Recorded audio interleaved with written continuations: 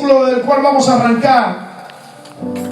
¿O pensáis que las Escrituras dicen en vano, el Espíritu que Él ha hecho morar en nosotros nos anhela celosamente?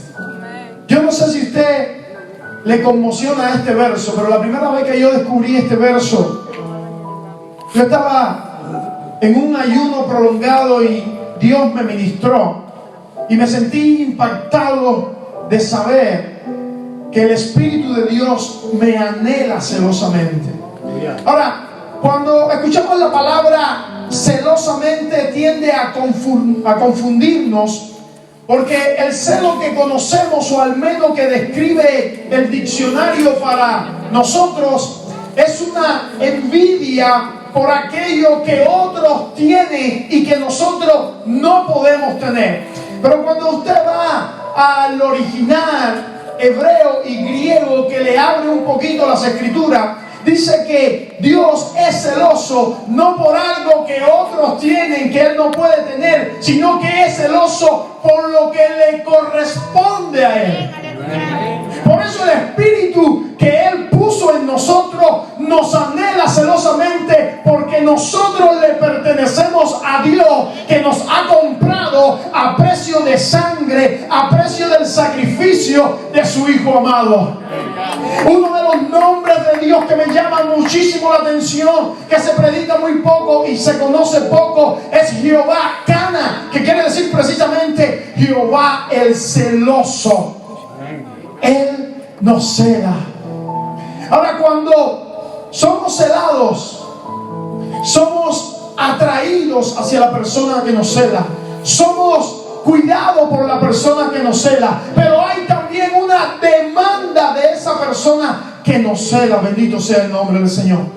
Y es que nosotros nos acerquemos a Él, tengamos comunión con Él, tengamos relación con Él. Y creo que la iglesia contemporánea está fallando en lo que es la comunión con Dios, con Jesucristo y con el Espíritu Santo de Dios. De hecho, en toda la Biblia se nos habla a tener comunión con Dios, comunión con el Hijo y comunión con el Espíritu Santo de Dios. 2 Corintios capítulo 13, verso 14. El amor de Dios, la gracia del Hijo y la comunión con el Espíritu Santo de Dios. Hemos creído en este tiempo que la comunión es leer la Biblia, o que la comunión es tener tiempos de oraciones, ayunos, vigilia, o que la comunión es diezmar u ofrendar, o que la comunión es venir el domingo a la iglesia y estar en un culto.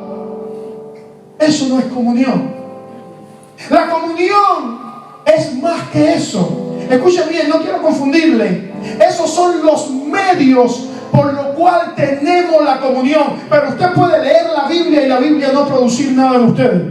Usted puede orar y la oración no producir nada en ustedes. Usted puede venir a la iglesia y no producir nada en ustedes. Usted puede diezmar y ofrendar y eso no producir nada en ustedes. Quien hace que eso produzca efecto es el Espíritu Santo de Dios, que cuando usted tiene esa relación con Él, usted lee la Biblia y se abre como de colores para ustedes. Usted está en la oración y el Espíritu le revela el corazón y el propósito del Padre para usted. Usted viene a la reunión de los santos y siente que está entronando a Jesucristo y glorificando a Dios, porque cuando estamos juntos y en armonía ahí, Dios derrama bendición y vida eterna. Usted da con alegría porque Dios ha puesto gratitud en sus corazones. Eso es comunión con el Espíritu Santo de Dios. Nosotros estamos practicando los medios, pero no estamos logrando el fin, que es relación con el Espíritu Santo de Dios. La palabra comunión en griego es koinonia, y escuchen, quiere decir intercambio de pensamiento, intercambio de sentimiento. Es que yo conozco la mente de Dios y Dios conoce mi mente. Es asociación, es intercambio, es intimidad, es separarme para estar con Él. Ahora me llama la atención una de esas acepciones y es asociación. La koinonia, la comunión es una asociación. Y quiero ejemplificarle con un ejemplo bien sencillo. Cuando dos personas se unen en una asociación para hacer un negocio, hay una persona que casi siempre tiene el capital, la inversión, la riqueza, el dinero, y la otra persona tiene la mano de obra. Cuando estas dos personas se unen para trabajar, el negocio empieza a prosperar y el negocio empieza a funcionar muy bien. Ahora, hay un peligro. Cuando el negocio empieza a prosperar y empieza a funcionar, casi siempre se quieren separar, porque el que no pone el capital al recibir dinero le dice al socio principal, que es el que pone el capital, le dice: yo quiero separarme, yo quiero quitarme de esta asociación porque quiero emprender mi propio negocio. ¿Pasa así o no pasa así? La iglesia contemporánea le ha pasado lo mismo. El socio principal de este negocio, no sé si usted lo entiende, pero estamos en el negocio del reino de Dios. El socio principal del negocio del reino de Dios se llama el Espíritu Santo de Dios, y ha puesto la riqueza, ha puesto la economía, repartiendo los dones y el fruto del Espíritu Santo para que la iglesia pueda caminar hacia adelante. Y nosotros, escuche, somos simples socios secundarios, que lo único que estamos poniendo es nuestro cuerpo, nuestra vasija de barro, para que la excelencia y el poder de Dios sea derramado en nosotros y el reino de Dios pueda explotar. Ahora, hay un peligro. Entre tanto que llevamos años en el Evangelio, entre tanto que tenemos experiencias ministeriales, pensamos que no sabemos las cosas y nos independizamos del Espíritu Santo de Dios, pensando que ya tenemos experiencia, que ya no la sabemos todas, y ahí es cuando Él se contrita, dice la palabra, y se va y se aleja. Y es por eso que la iglesia está sumida hoy en una crisis, en una ausencia del Espíritu Santo de Dios. Hay una enfermedad que se llama falta de comunión con el Espíritu Santo de Dios. Usted entra a la iglesia, las personas entran a la iglesia y se van como mismo salen, porque no hay un cambio, no hay una transformación, no hay una interacción con el Espíritu Santo de Dios. Alabado sea el nombre del Señor, porque hemos cambiado el socio principal por sustitutos de religión. La religión está matando la vida que tiene el cristianismo. La religión no es más, o la tradición no es más que leyes de hombres que en el pasado nos enseñaron y nosotros queremos implementar en el presente, pero se nos ha olvidado que la iglesia de Cristo no funciona con andamiaje, no funciona con crecimiento, no funciona con metodología, no funciona con experiencia, no funciona con preparación ni con inteligencia humana. La iglesia de Jesucristo funciona cuando se tiene como protagónico al Espíritu Santo de Dios. Hemos sustituido al Espíritu Santo de Dios por la educación. Algunas iglesias han hecho de sus templos grandes edificios de educación.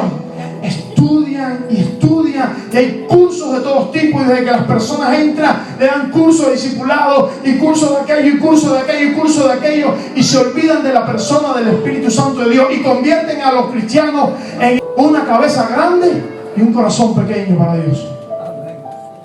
Él les pone la cabeza grande de estudio, pero el Espíritu Santo no está en el corazón. Hemos sustituido al Espíritu Santo de Dios por clubes sociales. Hacemos tantas actividades en la iglesia, tantas comelatas, tantos festejos, y esto está bien, no está mal, que hemos sustituido todas esas cosas por la presencia del Espíritu Santo de Dios, que es quien cambia el corazón del hombre. Hemos sustituido al Espíritu Santo de Dios por la finanza. Hemos convertido la iglesia en un comercio mercantilista, donde todo es dinero. Ofrenda, diezmo, da para que Dios te dé más, siembra para que coseche, y hemos manipulado la palabra de Dios. Yo creo en el principio de dar diezmo y ofrenda, están en los dos testamentos, Antiguo y Nuevo Testamento, y más en el Nuevo Testamento, pero creo que la esencia de la iglesia, como me decía el pastor ayer, no es la economía. La esencia de la iglesia es el poder y la presencia de Dios que cambia los corazones, y luego que hace eso el Espíritu Santo de Dios que cambia los corazones, la iglesia invita a la iglesia de Antioquía mandando socorro para sus hermanos en todas partes. Alabado sea el nombre del Señor. Hemos sustituido la presencia del Espíritu Santo de Dios por teatros de artes. Queremos músicos profesionales, queremos gente que dancen, queremos luces, queremos videos, y ahora los predicadores llevan peinados de Hollywood, llevan fama, llevan propaganda, llevan marketing, y el Espíritu Santo de Dios ausente. Personas que vienen quebrantadas, no le dan tiempo para que el Espíritu trabaje, porque todo está con un organigrama, todo está con un patrón, todo está con un tiempo. No hay espacio literalmente para que Dios ministre, porque la predicación tiene que entrar a un momento, el grupo de alabanza tiene que salir a un momento, y todo es a un momento bien cronometrado, un reloj grande atrás que dice cuándo se hace y cuándo no se hace. Hemos perdido la comunión con el socio principal de la iglesia, el Espíritu Santo de Dios. Por eso la falta de discernimiento pulula en la iglesia de hoy. Cuando hay manifestaciones no se sabe si es el Espíritu o si es un demonio, porque el don de discernimiento de Espíritu no está, porque no hay comunión con el Espíritu Santo. Por eso las profecías falsas, manipuladoras y humanas, nadie se puede levantar y decir eso es mentira. No la pueden juzgar porque no hay conocimiento del Espíritu Santo de Dios. Por eso la manipulación y las mentiras de predicadores que no usan la palabra sino sus propios sofismas y conceptos no pueden ser rebatidos, porque no hay gente que se levante y diga eso es mentira. La cristiandad está siendo engañada. ¿Por qué? Porque hemos sustituido al Espíritu Santo de Dios.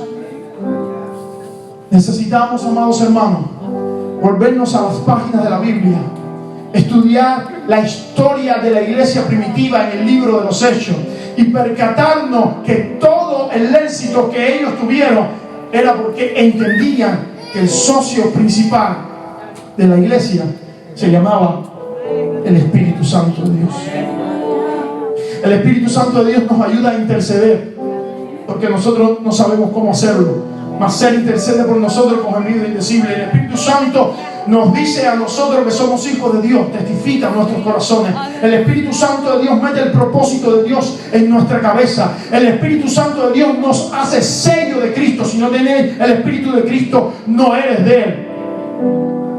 El Espíritu Santo de Dios manifiesta la obra regeneradora de Jesucristo y el propósito de Dios para nosotros. Escuchen esto: Dios es el autor de todo lo que ha pasado. Jesucristo es el consumador de todo lo que Dios hizo, pero ahora el Espíritu Santo es el aplicador de lo que Jesús consumó y de lo que el Padre organizó y creó. Si no tenemos el aplicador, nos perdemos la consumación y nos perdemos la autoría de Dios. Por eso el verso termina: y la comunión con el Espíritu Santo, queriendo decir, si no tienes comunión con el Espíritu Santo, no puedes desenvolver el paquete de la gracia de Jesucristo, y menos puedes entender el amor de Dios. El que no tenga el Espíritu Santo de Dios en su corazón no me puede decir que entiende el amor de Dios, ni me puede decir tampoco que entiende la gracia del Hijo. No lo puede hacer. Pastor, usted me está diciendo que el Espíritu Santo de Dios es más importante que Jesús y que Dios para nada. Cuando usted estudia la doctrina de la Trinidad, ellos tres son una sola entidad, compuesta por tres personas: Padre, Hijo y el Espíritu Santo, con roles diferentes, pero los mismos rangos. No hay celo dentro de la Trinidad, dentro de la deidad, no hay celo. Tienen su rol en cada etapa. En la Biblia usted lo ve en la creación, usted lo ve en el pueblo de Israel, usted lo ve en la encarnación de Jesús, y usted lo ve en el nuevo pacto, en la manifestación en Pentecostés. No hay celo entre ellos, solamente etapas diferentes. En el Antiguo Testamento el Padre trabajó como protagónico. Los que saben dicen que Jesucristo aparecía como teofanía y cristofanía, y el Espíritu Santo apoyaba la obra del Padre, y de Jesús la apoyaba moviéndose sobre la faz de las aguas y ungiendo a algunas personas específicas del pueblo de Israel como reyes, profetas y sacerdotes. En la encarnación Jesús vino a ser el protagónico, teniendo la confirmación y la autoridad del Padre, que dijo: este es mi Hijo amado en el cual tengo complacencia. Y el Espíritu Santo cayó sobre Jesús, ungiéndole, cumpliendo la profecía de Isaías: y el Espíritu de Jehová está sobre mí y me ha enviado a hacer el ministerio. Y en el Pentecostés, que da comienzo al nuevo pacto, el Espíritu Santo ha venido a ser el protagónico, revelando para nuestras vidas la gracia de Jesucristo y el amor de Dios. Ahora, hay un mandato en todo el Nuevo Testamento a tener una postura para tener comunión con el Espíritu Santo de Dios. El primer anuncio de la llenura del Espíritu Santo lo hace Jesús en la fiesta de los tabernáculos. Cuando Jesús estaba en la fiesta de los tabernáculos, estaba pasando algo importante. Esta fecha era del 15 al 22 de septiembre y se celebraba porque ellos habían pasado 40 años en el desierto, su ropa no se había desgastado, sus pies no se habían de sus sandalias no se habían quebrantado, no se habían desgastado. Ellos hacían casas de cabaña en toda la calle, las subían en el techo y le empezaban a decir los padres a los hijos cómo Dios había sido bueno con ellos. Empezaban a ofrecer sacrificios desde el primer día hasta el último día, hasta el 8º día. Leían la profecía de Ezequiel capítulo 47, que dice que el varón tomó a Ezequiel y le enseñó que desde el santuario salían 2 ríos, y lo llevó, y cuando lo llevó lo puso, y el río le llevaba sobre los tobillos, luego el río le llegaba sobre las rodillas, luego sobre los lomos, y luego le cubría. Ahora, en el último y gran día, los sacerdotes iban al estanque de Siloé, tomaban vasijas grandes y vertían el agua de Siloé en todos los atrios del templo, de tal manera que dice que el agua llegaba hasta los tobillos.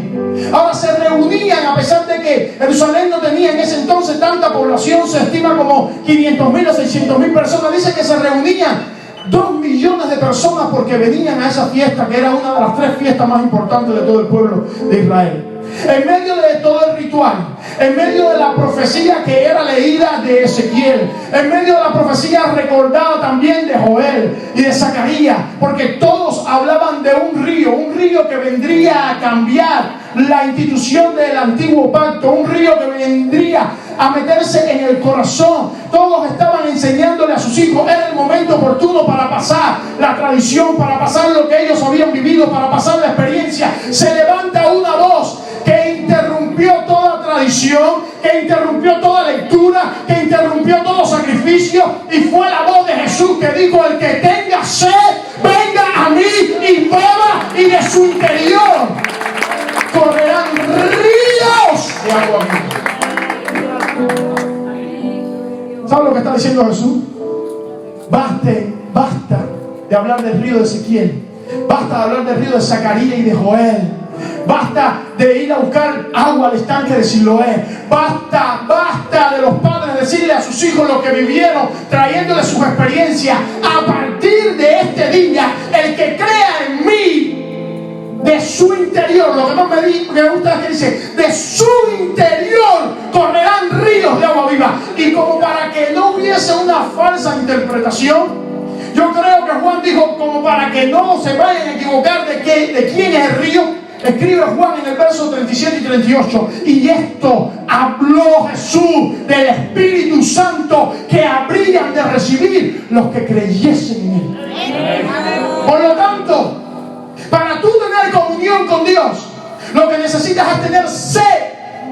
No necesitas tener una clase social como el sumo sacerdote y necesitaba salir de Aarón. No necesitas tener una edad especial porque los sacerdotes ministraban de 30 a 50 años. No necesitabas algo. Ahora tú puedes ser de cualquier clase, puedes ser mujer, puedes ser hombre, puedes tener la edad que tú tengas. Jesús está diciendo: la única condición es que tengas sed. Sed. Y de tu interior correrán ríos de agua viva. Ya no necesitamos unos padres que nos digan lo que vivieron con el Espíritu Santo. El nuevo pacto es el Espíritu de Dios escribiendo la ley del nuevo pacto en nuestra mente y en nuestro corazón. Dijo Jesús también: pedid y se os dará, buscad y hallaréis, llamad y se os abrirá. Porque todo aquel que pide recibe, y el que busca halla, y el que llama se le abrirá.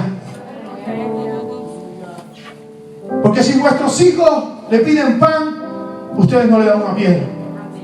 Y si piden pescado, no le dan una serpiente. Y si huevos piden, no le van a dar un escorpión. Y si vosotros, siendo malos, saber dar buenas dádivas a vuestros hijos, escuche, cuánto más vuestro Padre Celestial, Sama Kiva Soma Ya, dará el Espíritu a quienes se lo pidan. Yo veo una cosa en este texto que todo el mundo complica. Número 1, el Espíritu de Dios hay que pedirlo, hay que buscarlo y hay que llamarlo. Número 2, y esta es la más importante: si tú pides Espíritu de Dios, Dios no te va a dar un demonio. La gente tiene miedo meterse en el tema del Espíritu porque le tienen miedo a los demonios. la Biblia no me enseña eso. La Biblia me dice que si tú pides, buscas y llama al Espíritu Santo, Dios te da Espíritu Santo. No van a ser tus emociones, es Espíritu Santo para ti.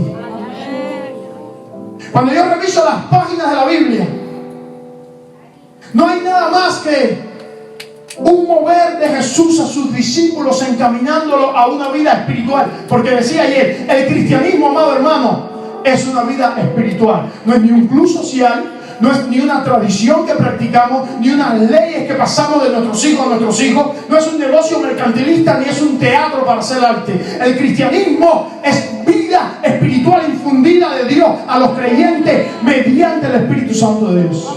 No hay otra. Ahora, los discípulos tuvieron esa experiencia y ellos eran tan malos como nosotros, y usted se va a asombrar de esto, o peores que nosotros.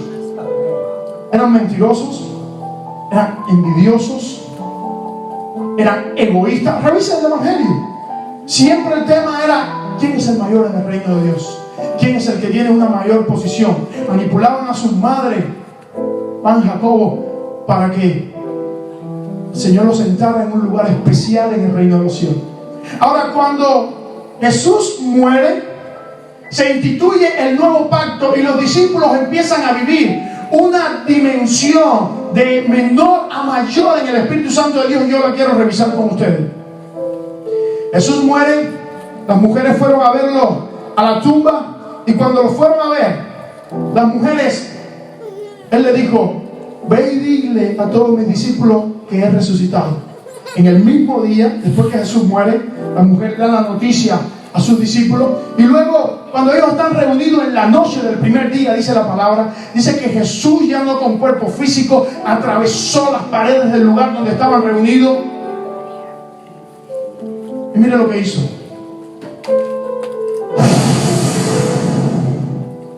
Sopló sobre todos el Espíritu de Dios. Lo primero que Jesús hizo después de resucitar, en su primera aparición, soplar el Espíritu Santo de Dios. Ahora, recapitule conmigo. Esta gente había pasado el curso teológico más importante que cualquier ser humano pudiese haber pasado en la vida. 3 años y medio viviendo con Jesús, encerrándose con Jesús, recibiendo enseñanza de las parábolas de Jesús. Y Jesús le dice: no están listos todavía. Necesitan que el Espíritu de Dios venga sobre ustedes. Ahora, cuando ellos recibieron el Espíritu, y algunos dicen que era para el día de Pentecostés, error. El griego dice que es un presente indicativo. Recibieron el Espíritu en ese mismo momento.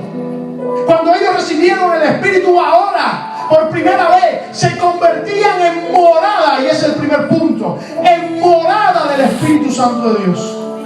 Ellos eran recipientes del Espíritu Santo de Dios. Pastor, estuvieron 3 años y medio con Jesús y no tenían el Espíritu. No, porque estaban bajo la institución del antiguo pacto. Para la institución del nuevo pacto, Jesús tenía que morir, Jesús tenía que ser sacrificado, Jesús tenía que pagar por el pecado del hombre. Ahora el Cordero había sido inmolado y ahora podía soplar el Espíritu sobre ellos, y ellos habían recibido la morada del Espíritu Santo de Dios, la unción del Espíritu Santo de Dios. Ahora esos discípulos envidiosos, cobardes, orgullosos, empezaron a cambiar, porque el Espíritu Santo de Dios empezó a hacer una transformación, una metamorfosis en ellos. Estuvieron cerca de Jesús, pero no cambiaron. Pero ahora el Espíritu vino sobre ellos, les tocó, y ahora empezaron a cambiar los cobardes discípulos. Porque la morada del Espíritu Santo trae paternidad. El Espíritu Santo nos revela la paternidad de Dios. El Espíritu Santo esculpe la ley de Dios, la Biblia, en nuestra mente y en nuestro corazón. El Espíritu Santo de Dios nos hace hijos de Dios. El Espíritu Santo cuando viene a nosotros, nos trae una dimensión especial, y cada uno de nosotros lo sabemos. Cuando nos convertimos, Dios nos saca de las tinieblas a la luz, de la muerte a la vida. Sentimos que algo pasó en un instante, en un momento rápido en nuestra vida. Nos sentimos diferentes y ahora sentimos la paternidad de Dios. Nos sentimos como niños pequeños, pero nos sentimos que Dios nos está cuidando, nos está guardando, nos está mimando. Algunos le llaman el primer amor. Hay algo especial ahí. Todos nos ministran, todos los hermanos nos caen bien, todas las predicaciones nos ministran, nos gusta dar ofrenda, todo está bien. ¿Por qué? Porque el Espíritu Santo ha hecho una transformación en nuestras vidas. De hecho, yo insisto, la persona que está en la iglesia y el pastor o cualquier líder tenga que decirle lo que tiene que hacer, y yo me hago responsable de lo que voy a decir, todavía no ha sido transformado por el Espíritu Santo de Dios. Porque la Biblia me enseña que quien me dice lo que yo tengo que hacer es el Espíritu Santo a mi vida, que me va guiando, me va hablando, me va transformando y me va redarguyendo. No hagas eso, que eso no te conviene. Estamos con muchos problemas hoy en las congregaciones porque tenemos mucha gente impía que no se ha convertido. Ha hecho una profesión de fe: yo quiero aceptar al Señor, pero no tiene hambre y sed de justicia. No ha dejado que el Espíritu more en su vida. No ha puesto a Jesús como Señor y Salvador. Ahora, si el cristianismo terminara ahí, yo estuviera contento. Eso es suficiente, porque esa etapa es gloriosa. Pero no se queda ahí, hay algo más. La unción de la morada del Espíritu Santo. Ahora Jesús le dice a sus discípulos: hay más para ustedes. Reúnanse a orar, porque ahora viene la unción del bautismo del Espíritu Santo. Hechos capítulo 2.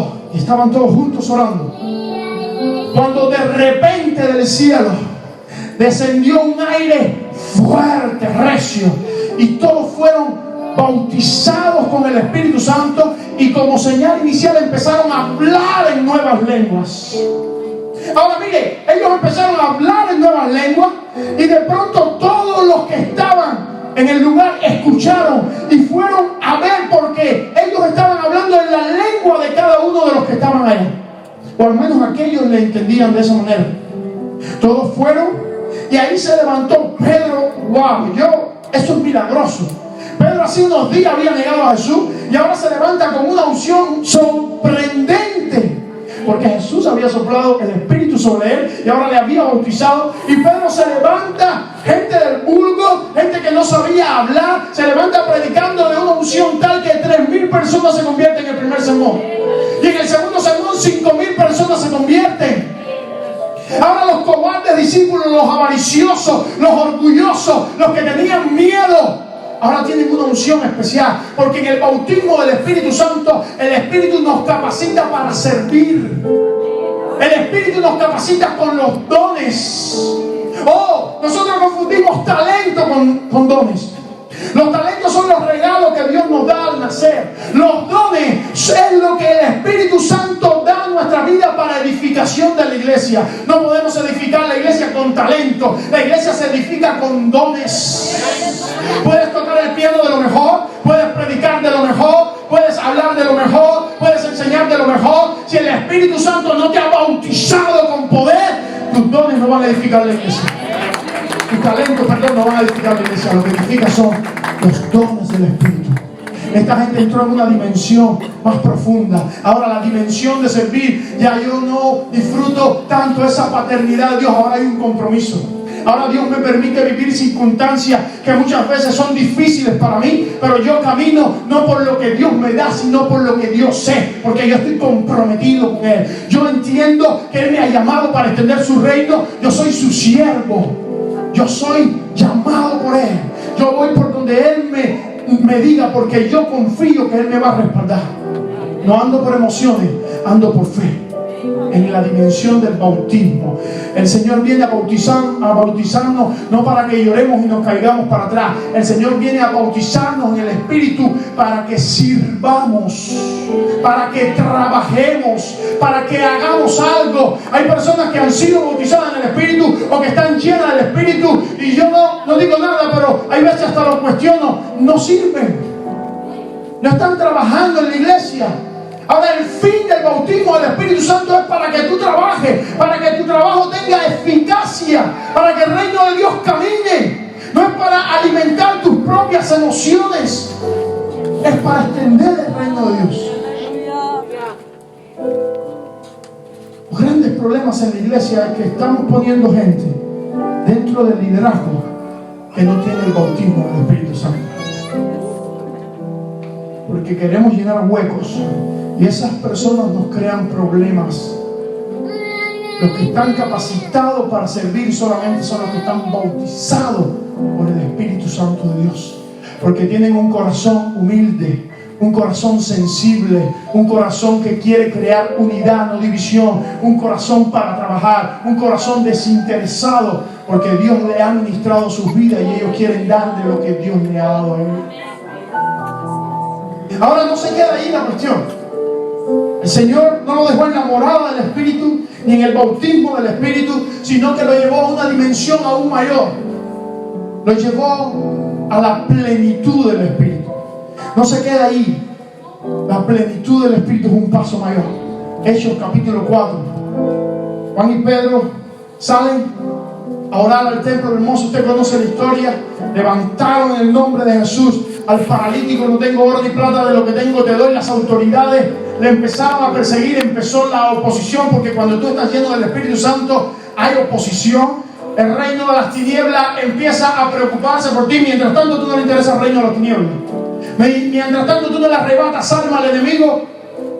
El diablo dice: déjalo, está muy acomodado, no hace estrago. Pero cuando tú empiezas a arrebatarle las armas al enemigo, empieza a suceder algo en el reino de las tinieblas. Le empezaron a perseguir, le llamaron las autoridades en el capítulo 3 y 4 y le dijeron: fíjense lo que vamos a decir, no pueden hacer esto más en el nombre de Jesús o los vamos a matar. Y ellos, llenos de la autoridad del Espíritu, le dijeron a las autoridades: miren ustedes a quienes nosotros vamos a obedecer, ¿a ustedes o a Dios? Para nada, vamos a obedecer a Dios. Se fueron y le contaron a sus hermanos. Y usted puede leer en el capítulo 4 que todos se reunieron y oraron de esta manera. Señor, no dijeron esto: Padre, líbranos de la oposición, líbranos de las autoridades, haz esto y haz aquello. No, oraron de esta manera porque un hombre ungido de Dios ora de esta manera: Señor, concede a tus siervos que hablemos tu palabra, y mediante nosotros hablamos tu palabra, tú puedas descender y hacer milagros, prodigios y señales para que tu reino sea extendido. Y terminaron de orar y el lugar donde está tembló de la plenitud del Espíritu Santo que ellos recibieron. Y dicen los historiadores bíblicos que todos salieron como saetas, no solamente en Jerusalén, sino también en Judea, en Galilea y hasta lo último de la tierra. Salieron como saetas. Hasta ese momento iba a empezar la persecución, los iban a quemar en las hogueras, se los iban a tirar a las fieras, pero a ellos no les interesaba, porque ellos ahora estaban disfrutando de la plenitud del Espíritu Santo de Dios. Estaban saturados del Espíritu Santo de Dios. No le interesaba más nada. Mire, cuando usted llega a esa plenitud, a usted no le interesa más nada.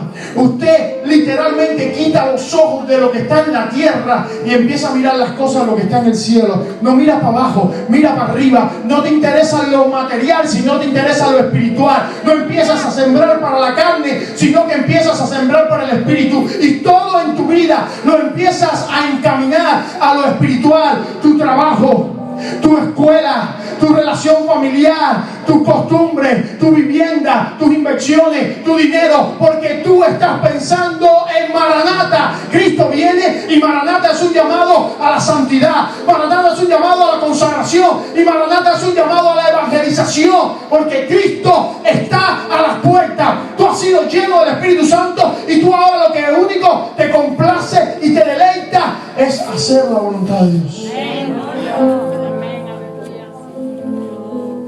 Lo mismo que Jesús hizo con sus discípulos, lo quiere hacer con nosotros hoy. Está la misma oferta. Ahí está.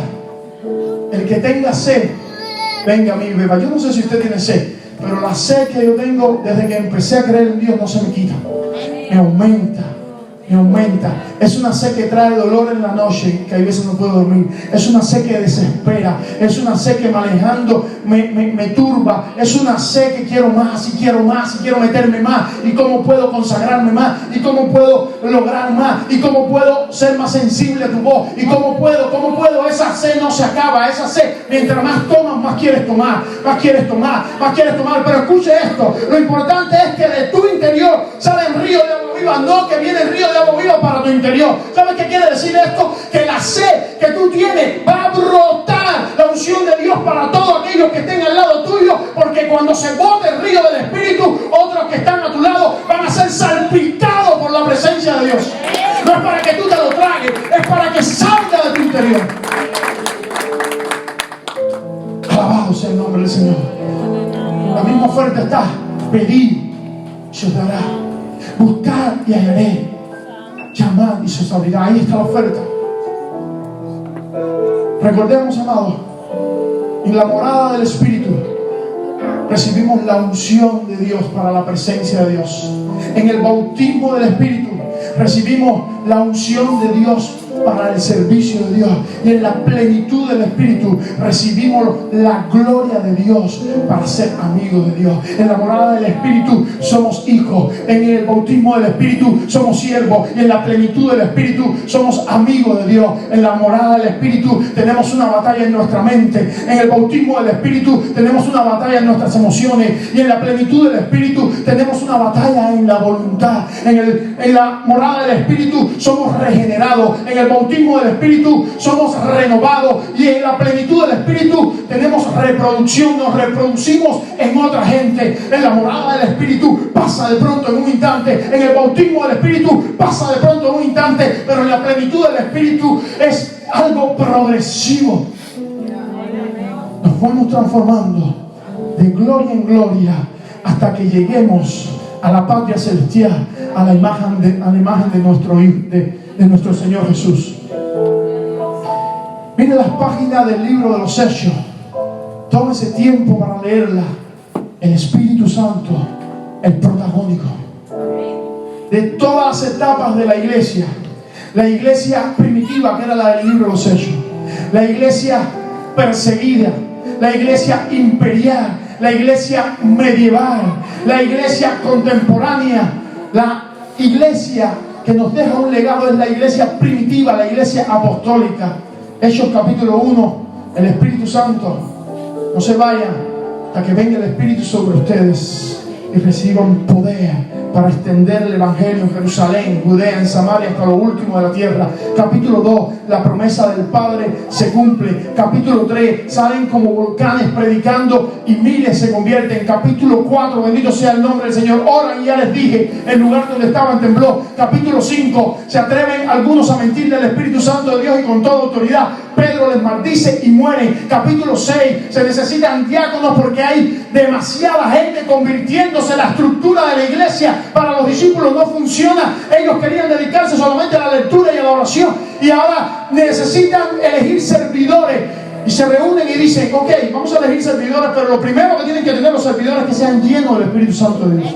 Los que barren la fórmula tienen que ser llenos del Espíritu Santo de Dios. Los que reciben a la gente en la puerta tienen que ser llenos del Espíritu Santo de Dios. Los que arreglan los ventiladores tienen que ser gente llena del Espíritu Santo de Dios. Todos en la iglesia tienen que ser llenos del Espíritu Santo de Dios. Capítulo 7. Esteban, el primer mártir de la iglesia primitiva, empieza a hablar tan lleno del Espíritu Santo que lo empiezan a apedrear, y en medio que lo empiezan a matar, ve la gloria del Padre descender y al Hijo a su diestra, porque estaba repleto, lleno en la plenitud del Espíritu Santo. Alabado sea el nombre del Señor. Capítulo 8, el evangelista del Nuevo Testamento sale a predicar y el Espíritu le dice al oído: ven para acá. Nosotros estamos dirigiendo nuestra vida, programando lo que queremos hacer, o estamos oyendo la voz del Espíritu que nos habla. El resultado es un alma ganada para el Señor. Capítulo 9, el Espíritu habla a Ananías: va a venir Saulo y tú vas a orar por él para que reciba la vista. ¿Saulo? ¿El que mata a los cristianos? No, sí, él va a venir y un instrumento me es escogido. Capítulo 10, el Espíritu habla a Pedro y le dice: vete a casa de Cornelio, a casa de un gentil. ¿Qué yo hago ahí? Llegó a casa de Cornelio y de repente empezó a hablar, nada a ministrar ni nada, a hablar, y los gentiles empezaron a hablar en lengua. Capítulo 11, los judíos se van a comer a Pedro y él le dice: yo no sé, pero le ha parecido bien a Dios también bautizar a los gentiles. Capítulo 12, los meten en la cárcel y lloran, y las cadenas de la cárcel se rompen porque el Espíritu Santo los liberó. Yo no sé si tú entiendes, yo no sé las cadenas que tú tienes, pero yo te puedo garantizar lo que la Biblia dice. Si tú le buscas, si tú le pides, si tú le llamas, no hay cadena que pueda resistirle, porque donde está el Espíritu de Dios hay libertad. Si te sientes atado es porque la comunión del Espíritu Santo no está genuina. Porque el Espíritu, cuando viene, lo primero que hace es traer libertad. Te sientes libre. Aleluya. Capítulo 13, el Espíritu habla a la iglesia y dice: búsquenme a Pablo y a Bernabé. Capítulo 14, la eficacia de la voz del Espíritu está. Pablo y Bernabé arrolladoramente predicando el Evangelio y cientos de personas se convierten. Capítulo 15, tantas personas creyendo, gentiles que no saben qué van a hacer porque no estaban acostumbrados a trabajar con los gentiles. Se meten a orar. Y me encanta esto. Si pudiéramos lograr esto en nuestros días, salen de orar y lo primero que dicen es: amados hermanos, ¿le ha parecido bien al Espíritu Santo de Dios? ¿Qué cosa es eso? Que estaban guiados por el Espíritu Santo de Dios. Y luego a nosotros los apóstoles, que los gentiles se guarden de fornicación, o de sacrificado a los ídolos. ¿Por qué? Porque eran guiados por el Espíritu Santo de Dios. No hay vida cristiana sin relación con el Espíritu Santo de Dios. No hay vida cristiana sin relación con el Espíritu Santo de Dios. No hay cambio en nuestras vidas sin relación con el Espíritu Santo de Dios. Todo intento de cambiar con las fuerzas humanas, todo intento de cambiar con aprendizajes, con enseñanza, con cursos, todo intento es fallido, porque el que produce cambio en nuestra vida se llama el Espíritu Santo de Dios. Él es el protagonista del Evangelio de Jesucristo.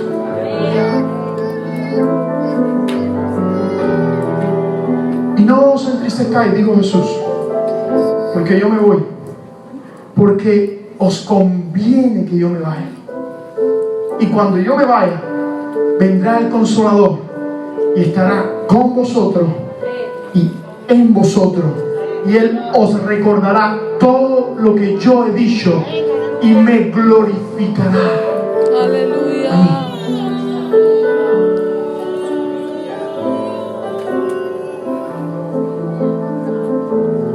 Hoy más que nunca la voz de Dios sigue latente. ¿Por qué ignoran que mi espíritu les anhela celosamente?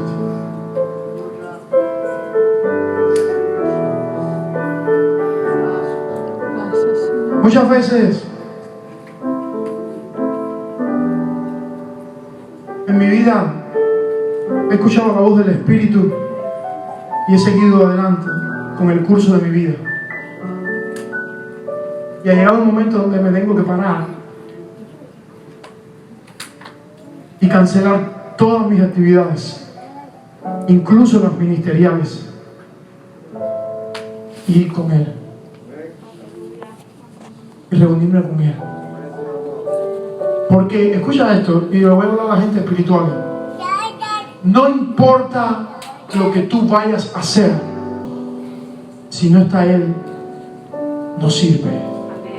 El Padre está buscando verdaderos adoradores que adoren en espíritu y en verdad, y siempre lo decimos hasta ahí.